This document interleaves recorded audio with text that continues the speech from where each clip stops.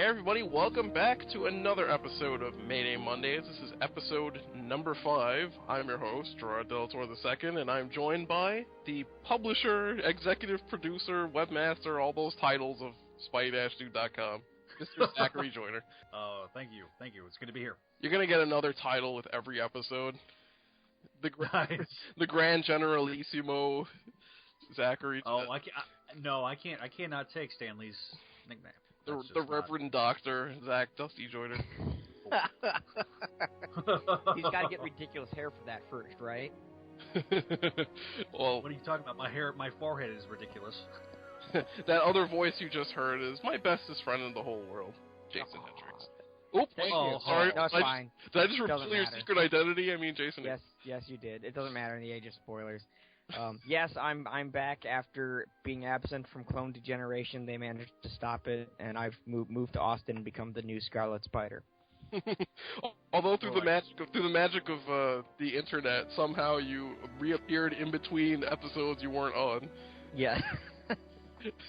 Yeah, we record these 2 at a time, and episode 2 is the one that just got boned because of various tactical problems. So we have to re-record that one, and then And I was violently sick, so unfortunately I missed it. Yeah, you've been on all the odd-numbered episodes, and you haven't been on any of the even-numbered episodes. If that makes any weird sense. So if I can just say this before we get started, because my reaction got shut out, unfortunately.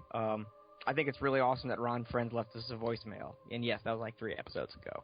Still, awesome. Thank you for listening, Mr. Friends. Yes.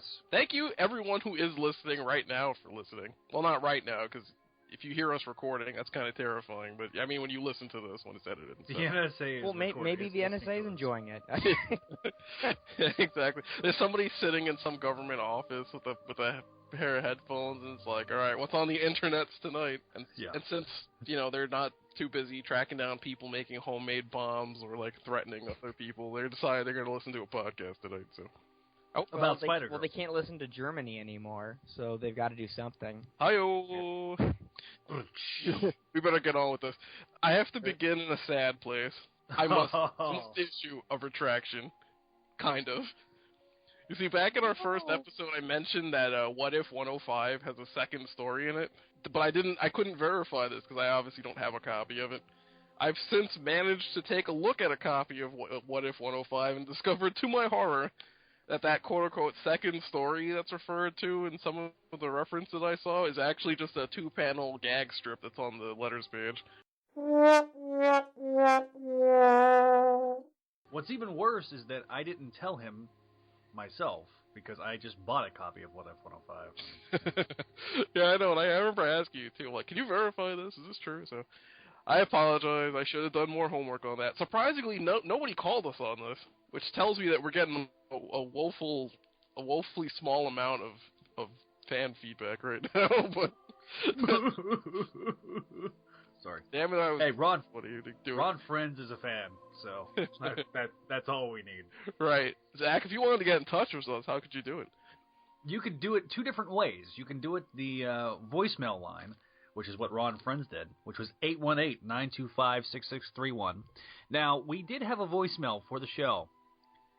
Unfortunately, after trying to use Google Voice, which actually gives you some sort of a transcript of the voicemail, and it was mostly you couldn't make sense of the transcript, and the audio itself, I had a really difficult time. I even tried cleaning it up, and I heard Mayday Mondays in there. So if you left us a voicemail, try not to do it in a public place, because all I heard was the background. Unfortunately, so we would have played it if we could have understood it.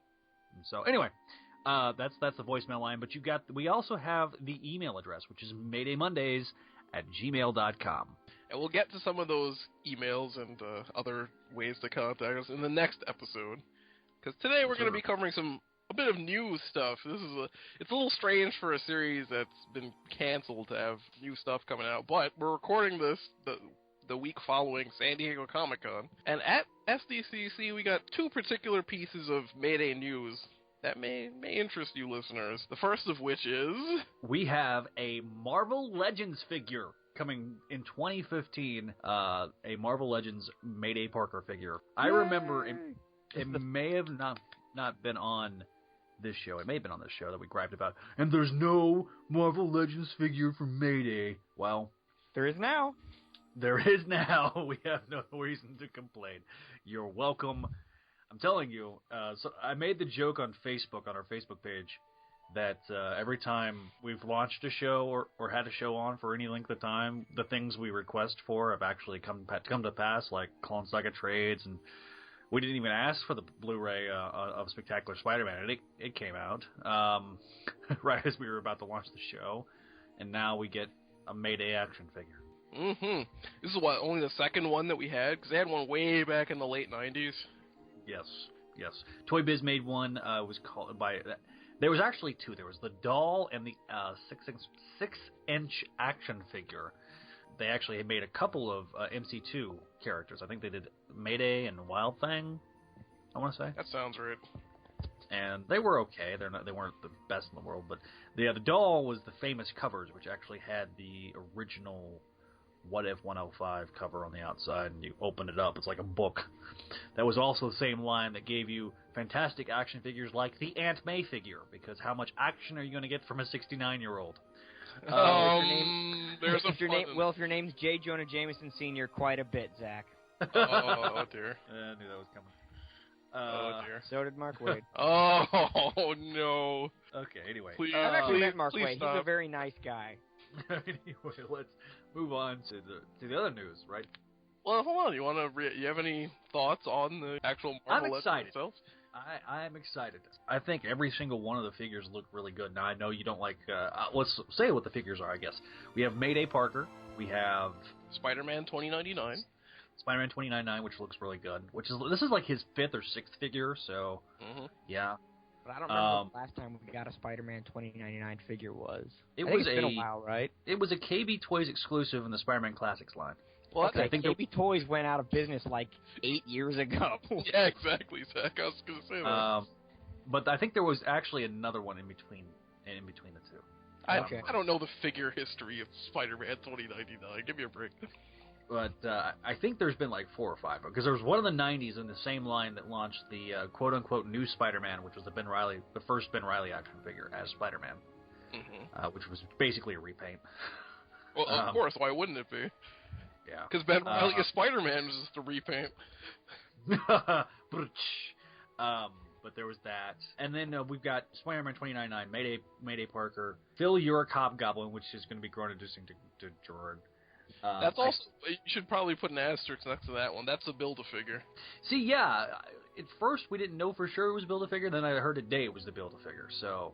You're going to get certain parts of Phil Urich Hobgoblin in your Mayday Parker. Yeah, exactly. They just had to twist the knife into my back a little bit more. Like, finally I get to buy a Spider-Girl figure, and it's going to have a piece of the godforsaken Phil Urich Hobgoblin in there.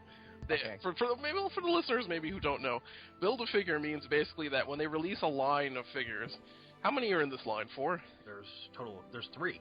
Oh, there's 3. So each of the 3 in the set will have pieces that you can assemble to create the 4th figure, which is the Phil Urich Hobgoblin with the flaming sword and the wings and all that stuff. Right. I got a sneaking suspicion that there's going to be more added to the line. Yeah, I remember like three is small. It's usually 5, I think. Right? Yeah, usually 5 to 8. The last line actually had, I think, a total of 9, because you had 3 variants. One of which was Aranya Girl, and then you had this is correcting that injustice, by the way. It's too late. Aranya Girl still got a figure first. I know, but damn you, toy makers! Damn you all to hell! And I call it the Amazing Spider-Man Marvel Now version. And the reason why I'm calling it the Marvel Now version is because they've released a action figure of every single Marvel line, or Marvel Now line relaunch. Like they have a Marvel Now Captain America, and I think there was a Marvel Now Iron Man. So, a little strange though to basically waste a figure on Spider-Man, because how many Marvel Legends Spider-Man figures have there been already? The one unique thing about this Marvel Legends Spider-Man figure is going to be that it has removable heads and hands. You can change you can pop the hand in and out if you want to have a thwip or a fist. That's pretty standard operating procedure now, right? The prototype Mayday had her doing the thwip with her left hand, and I think making a fist with the right. I'd imagine the thwip hand could probably be replaced on that figure too. Right. They started doing that. Well, they started doing that with the last Amazing Spider-Man 2 movie figure. This is a fairly new build because it used to, like on the Scarlet Spider Kane figure, they were stagnant. You couldn't remove the hands. One was a whip and one was like a fist. So with this last line, they started doing that. Yeah, the mold looks really good. Paint, in certain angles it didn't look good, but then at the front-facing angle, I thought it looked really well done. It's certainly far superior to the Ben Reilly figure in the same costume. So they've upped their game in that regard. I tend to disagree. I'm not too enthusiastic about it, but like our friend Greg, who hosts the Spec Radio podcast in this very same network, he pointed out to me, of course, this is still a really heavily early prototype, so yeah, there'll be changes, especially to the paint job, which looked way too glossy to me. But yeah, I can see that. I will say there's been some really, really great figures that they've been coming out lately here at Hasbro, so I'm glad that they finally got their stuff together. This will probably be the only Marvel Legends I'll buy. Cause I only have one previous Marvel Legends figure, mainly because they're just so pricey. Ooh, more sometimes. Like you see them on shelves in like Toys R Us here in New York, they're like $25. Yeah, and I've seen that price point and online, but at Walmart, which you don't have because you're in New York. They're $19.99. So what you're saying is you're going to be mailing me this Mayday Marvel Legends figure, huh, Zach? Yes, I am. I guess I am. Well, that is if my store carries it. I was shocked that they started carrying the other figures. Jason, any thoughts you want to add on this? I'll probably buy the Spider-Girl figure just because when we ever had a Spider-Girl figure before. And I tend to agree with you. It's decent. It doesn't look like fantastic. I'm not as big on the Marvel Legends line as some people are. I tend to think the DC Direct figures are a bit better. They are. But okay. Well, the DC Direct... I'm really not trying to be negative, but I do think they're better. They're higher quality figures. But I'll probably get it just to have a Spider-Girl figure. Right. The DC Direct ones tend to be a little more statuey, whereas the Marvel Legends tend to go more for posability. Yeah, but I think the statuability, I guess, makes it look a bit better. Yeah, if you're going to pose it on your desk, which is what most of us are doing, because we're man-children, then yeah, you wanted one of the DC Directs. You mean right. You guys aren't making your action figures fight? I'll be curious to see if this Mayday figure has a replaceable head, so they can have an unmasked version. That's what I'm curious about. Yeah, we'll see what happens. Because so far, it's pretty obvious they're using just a swap of their usual teenage girl build. So there probably isn't an original part on this figure, at least that we've seen so far. We'll have to see. I'm at the point where I'll still take it.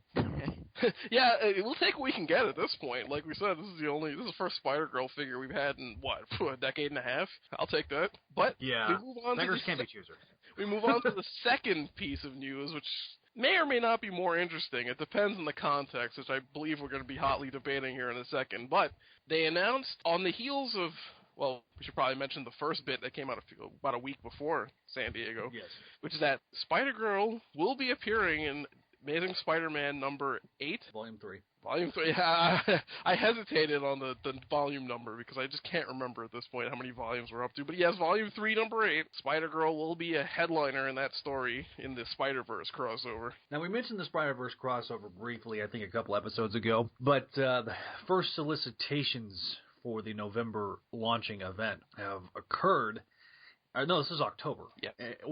Yeah, so this is the month before the event's supposed to launch. Now, the event will be launching in November.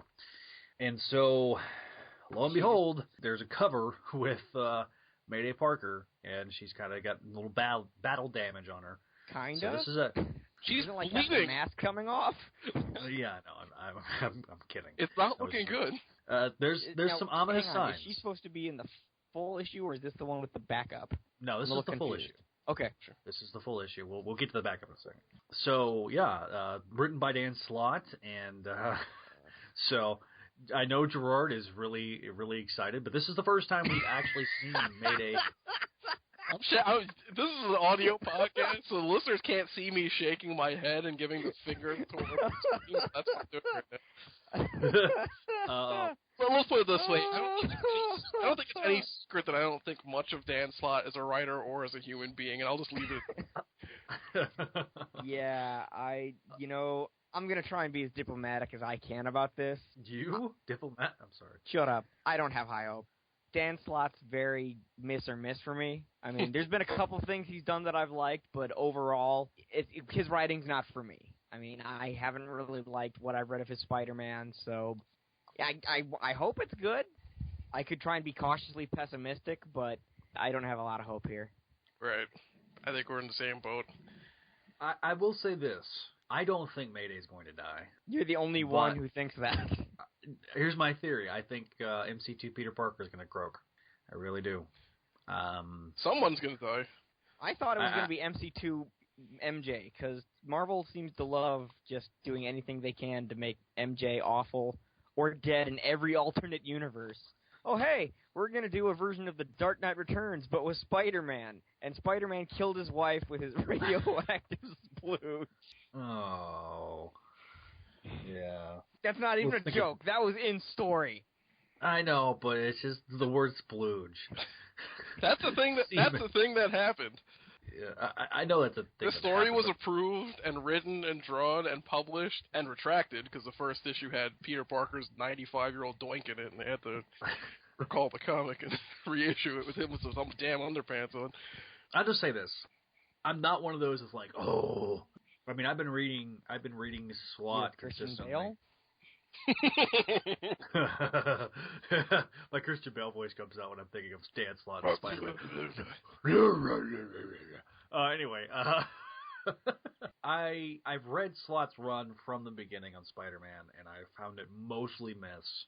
There's a part of me that's like would give it like a C average because there's been some good moments and there's been some really awful moments, and I'm really not looking forward to a guy.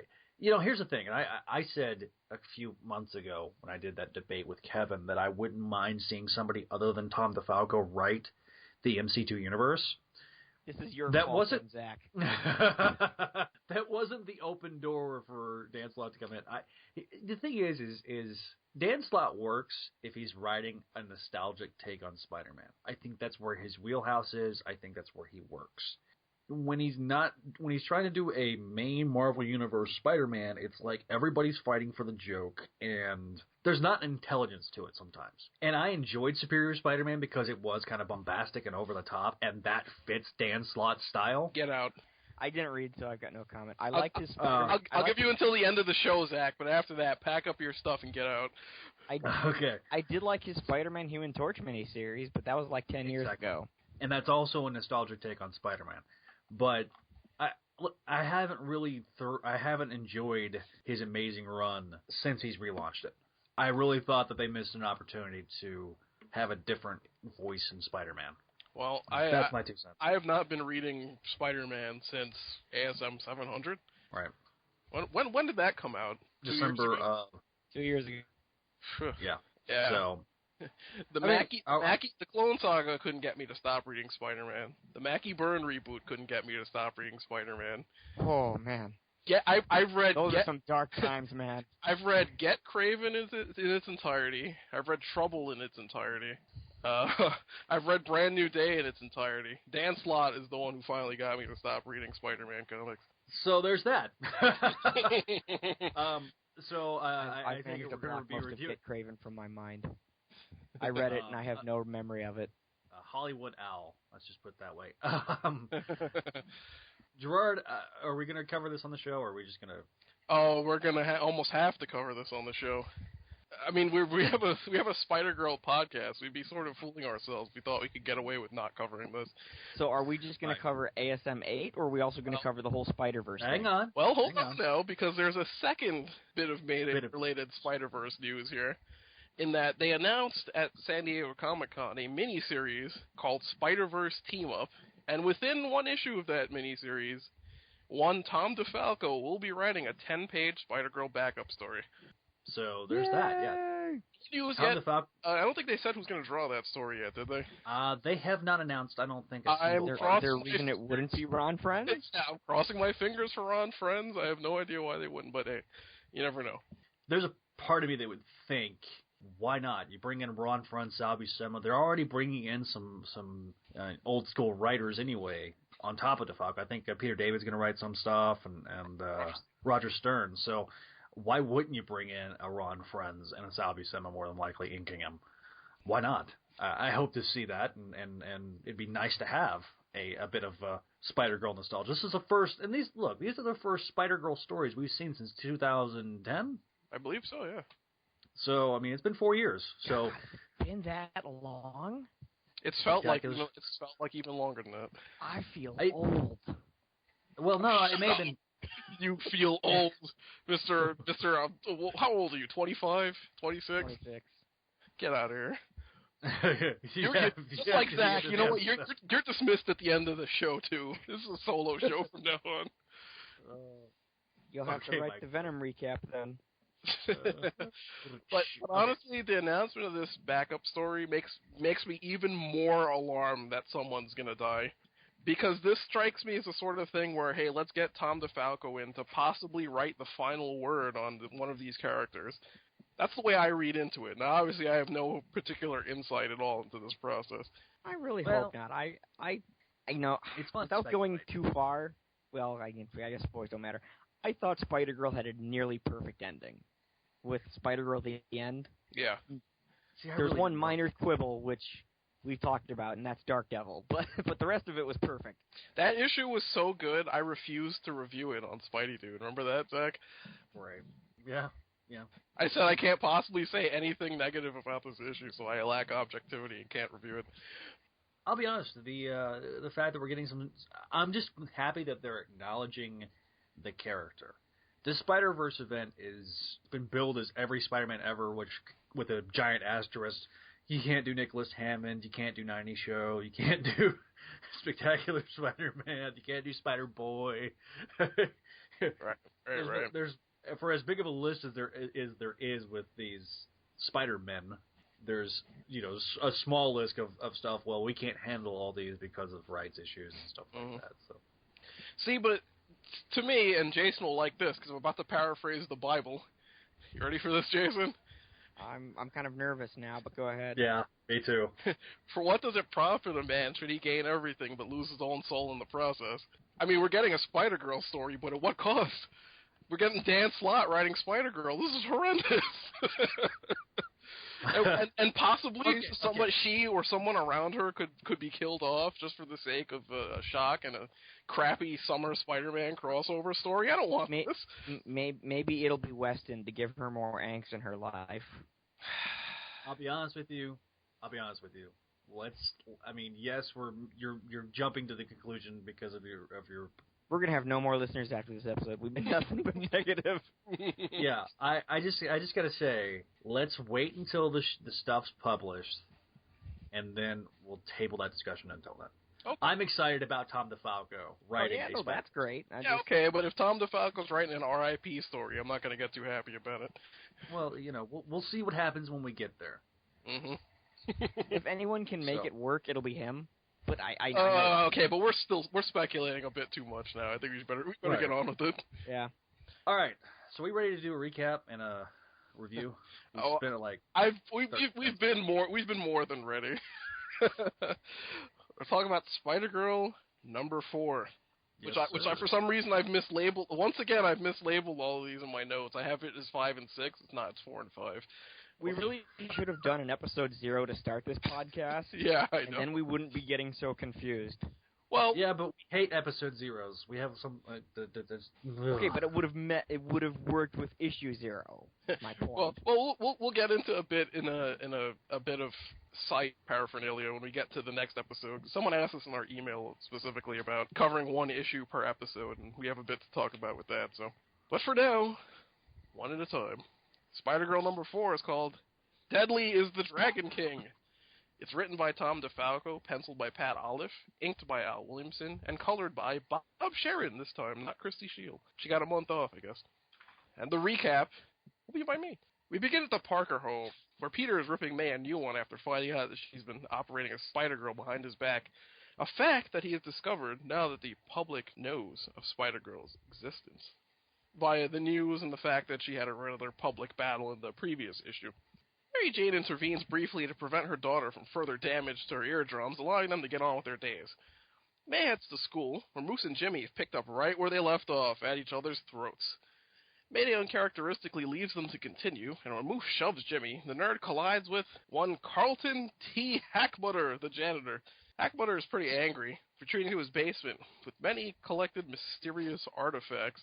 Apparently this guy has quite the disposable income for a janitor, because he has a lot of stuff down there. In the library, Mayday meets with Courtney, who seems to side with May's reluctance to mediate between Moose and Jimmy.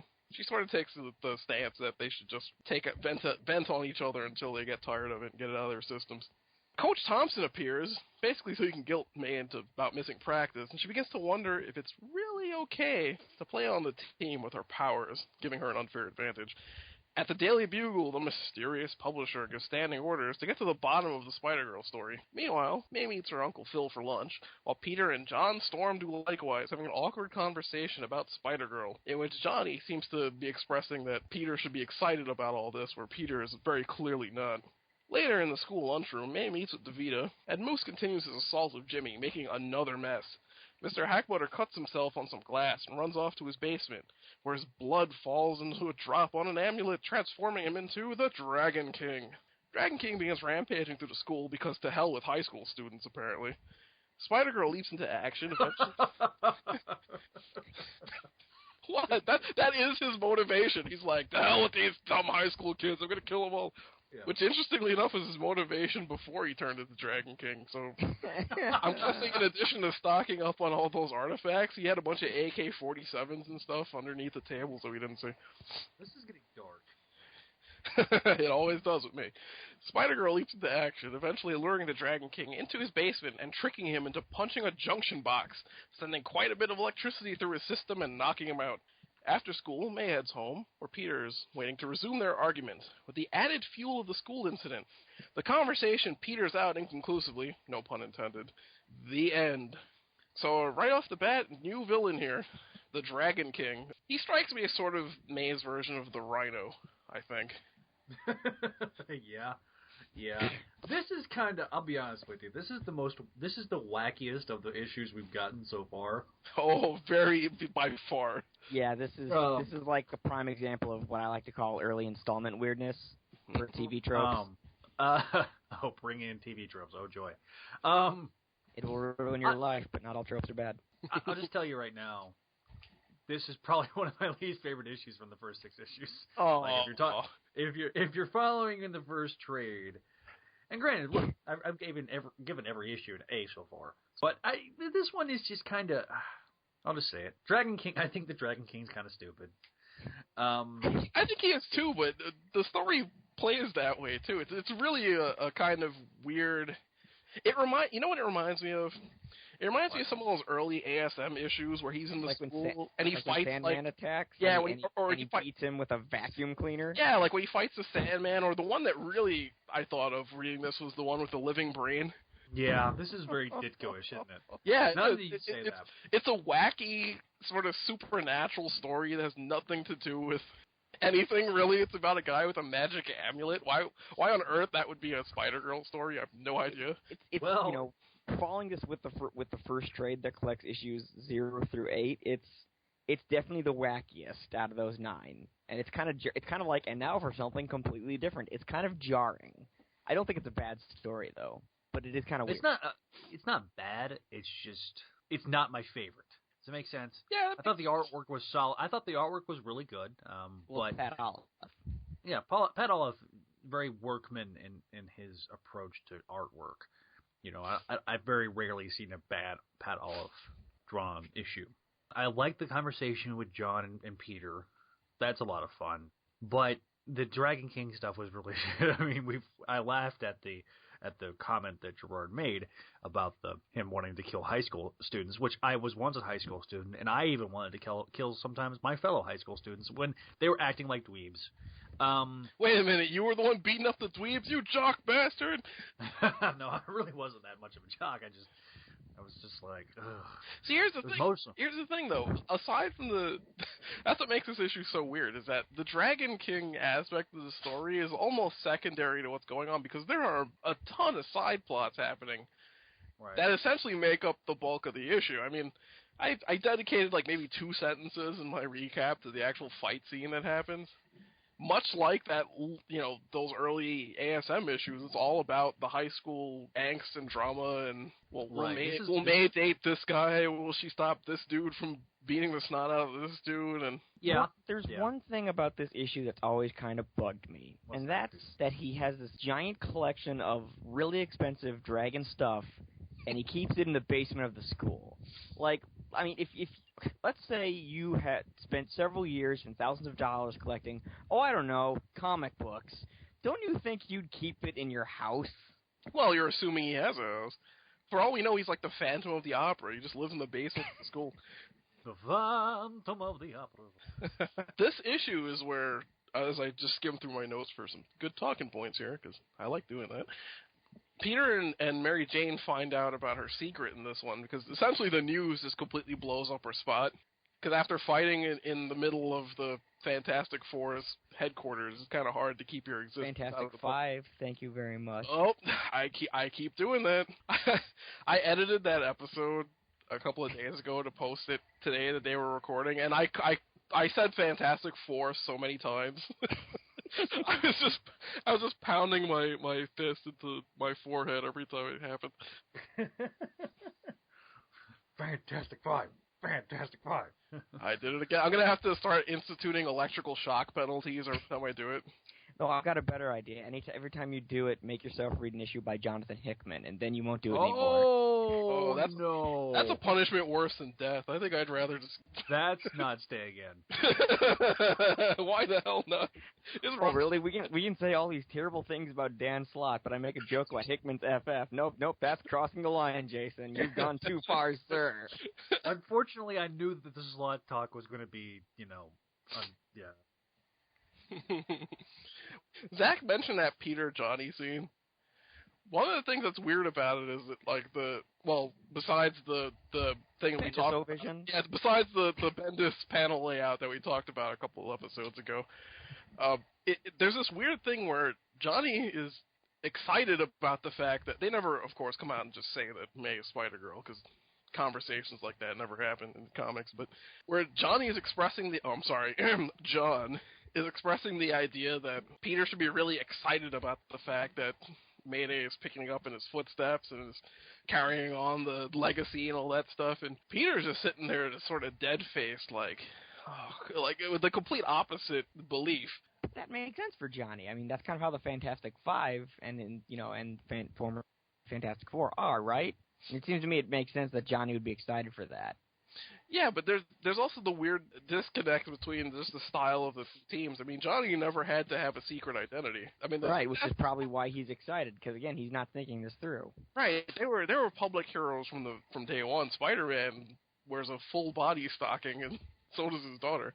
So you can't even get an inkling of who they are, which makes it a little different. But at the same time, you get the idea that maybe neither one of them is right, and maybe in between there is the right spot. It just comes across as weird for Johnny, because remember, at this point, as far as we know, Sue is dead, and Reed's body has been vaporized because he's just a brain in a jar, basically. So for somebody who's lost that much stuff, he seems to be perfectly okay with hurling his kids into danger. And that comes across as a little strange. Well, he's also married to a Skrull, so... and I was gone for that episode. Just side note, I really like that Lyja is in this series. She's the character I actually always kind of like. So I like that she's Mrs. Fantastic, right?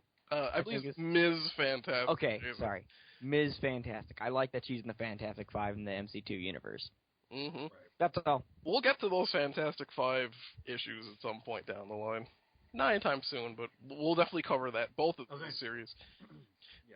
You get the whole bit in this issue with Mayday beginning to skip basketball practices and maybe angsting over the fact that she has an unfair advantage over her classmates. Right. And I had forgotten it was introduced this early.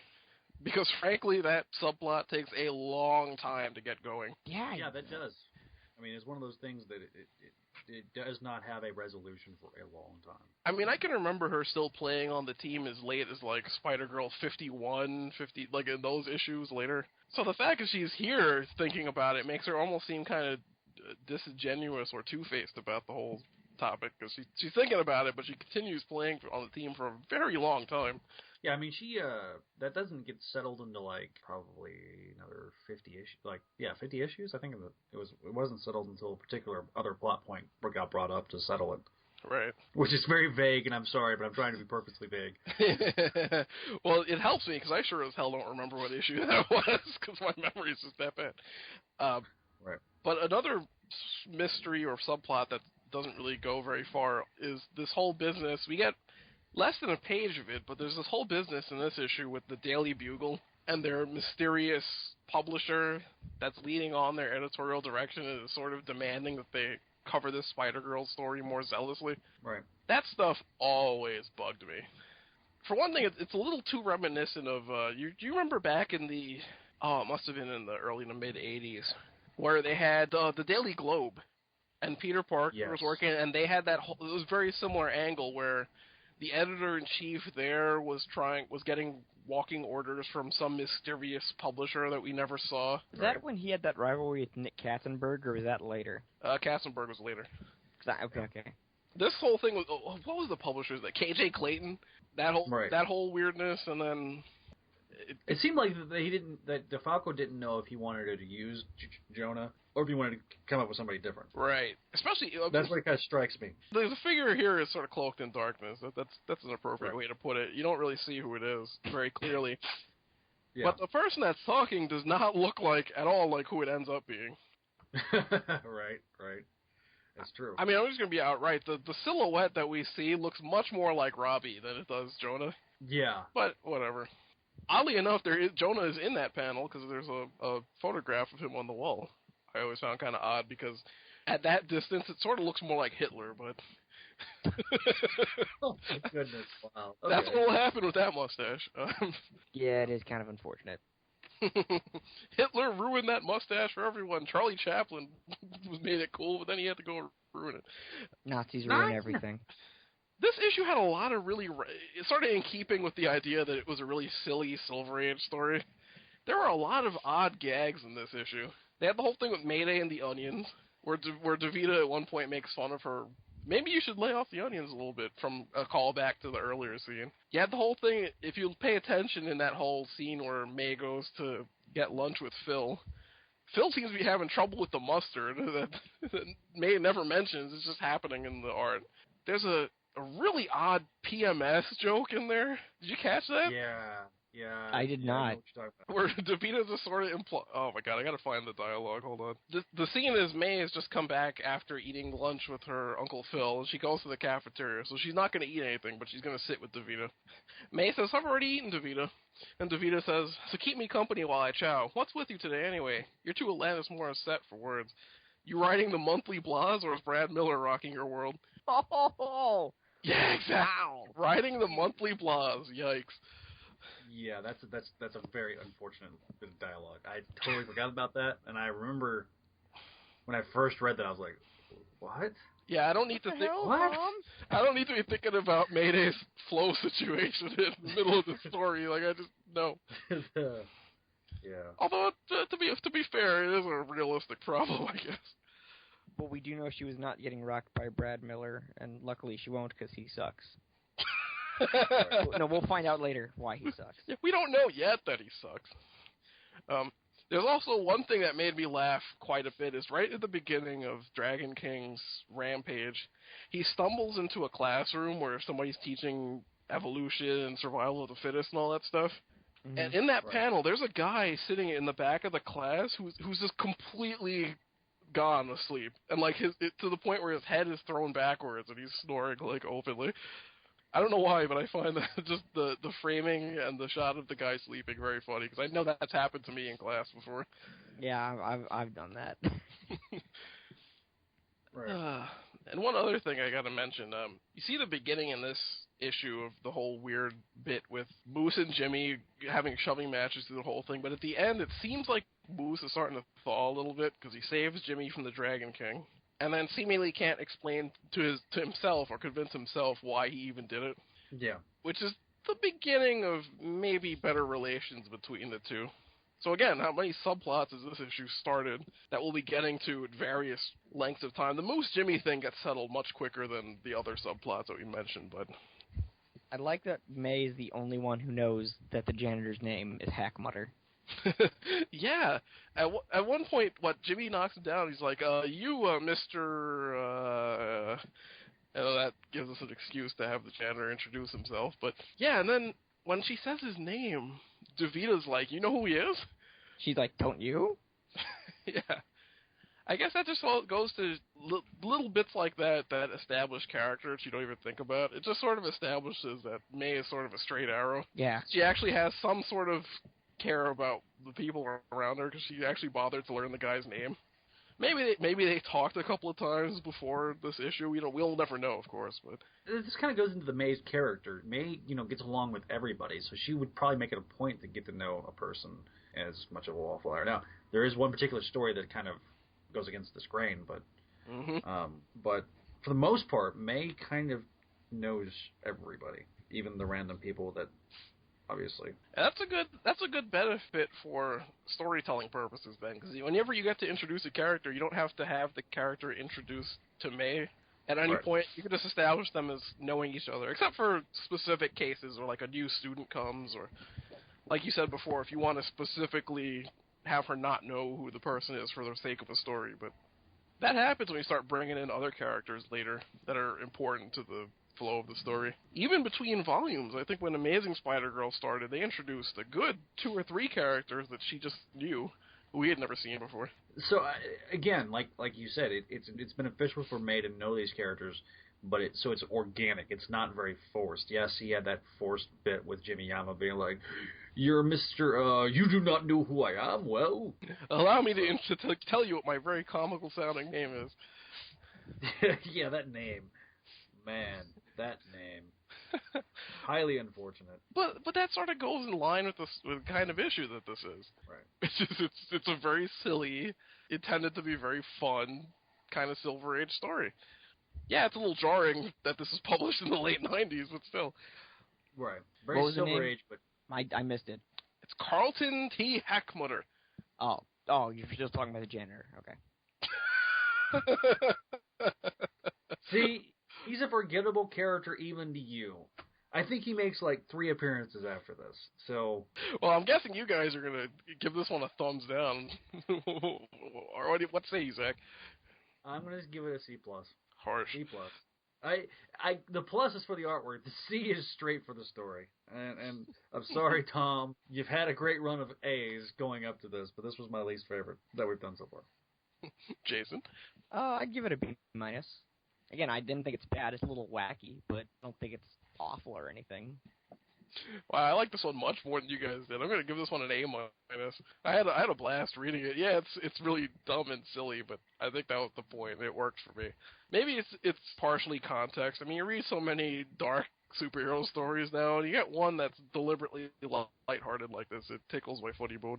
Oh, don't get me wrong. I'll still take it over, the revelation that, Tony Stark created the Hulk or whatever, but I'm just saying... That's getting edited out, too. Tony Stark created this in a cave with a box of scraps. He created the Hulk in a cave with a bottle of booze. And then the Jedi Council shot the Hulk into space. Oh, my God. Yeah, they've really done a lot of dumb stuff with the Hulk in the last decade, haven't they? Yes. But this is not the Hulk podcast. We better wrap this up. So that about closes it out, doesn't it, for this episode? Yes, it does. Yeah. And if you want to get a hold of us, you got various ways of doing it. The phone number is 818-925-6631. Leave your name, where you're from, and what show you're calling about, as it is the phone line for the entire spy-do.com network. Of course, you can leave us an email at maydaymondays@gmail.com. Zach, why don't you also give them the number for our Facebook page? You can also like us on Facebook. Just look up spy-do.com and you'll be able to become a fan of our fan page, we post a lot of things on our Facebook page that don't necessarily go on the website. You can also comment on the website, spidey-dude.com. By the way, I tinkered around with the mobile page a little bit, so hopefully it's running a little better on your phones if you go there now. So we'll cover some of that feedback in the next episode. But until then, make mine Mayday. Make mine Mayday. Same spider time, same spider channel.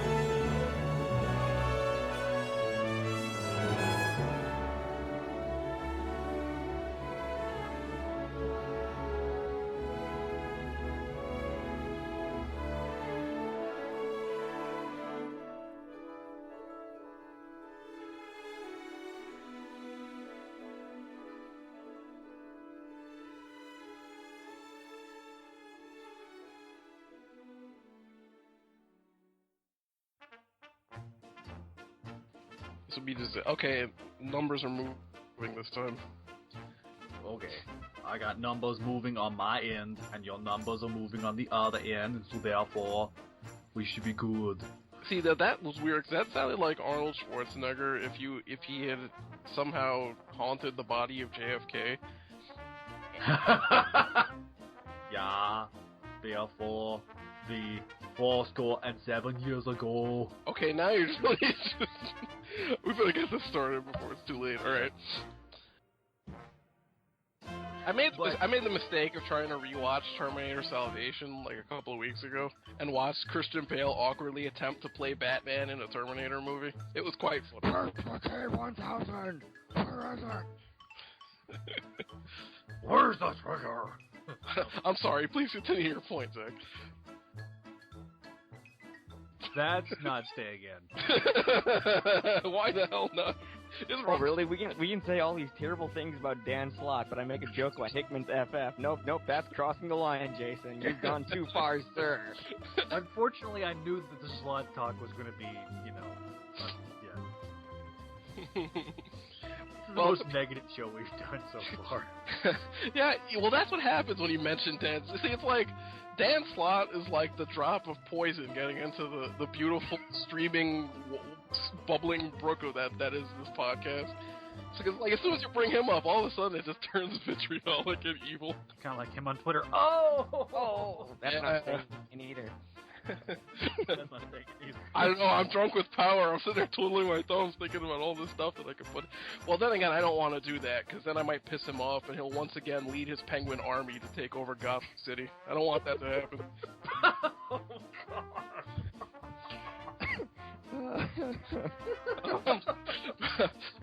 Oh god, as I pick up my nose, gotta find something quick. I'll probably comment on iTunes, because, he searches for his name, and this will pop up. Anyway. You know what won't pop up if you look up this show on iTunes? Our episodes. Yeah, I know. It's funny, because it's true. Comment on the website, spidey-dude.com. Mm-hmm. Shattered that. They won't know. I'll edit out all the pauses in there. Oh, How much of that Dan Slott conversation are we going to have to edit out? I'll be judicious. Put it that way. Anything outside of just taking direct shots at the man will probably I'll taking shots at him is no go, but otherwise. Yeah. There's a feature where you can sit there, if you're having trouble using it, you have what's called one-hand operation. Oh, and God. you can actually change the size of the screen to where you can use it with one hand. So if you're trying to text. Oh god, that makes me think of other things. We're gonna laugh if Dan Slott leaves us a hate-filled voicemail. If he does, I'm gonna love it.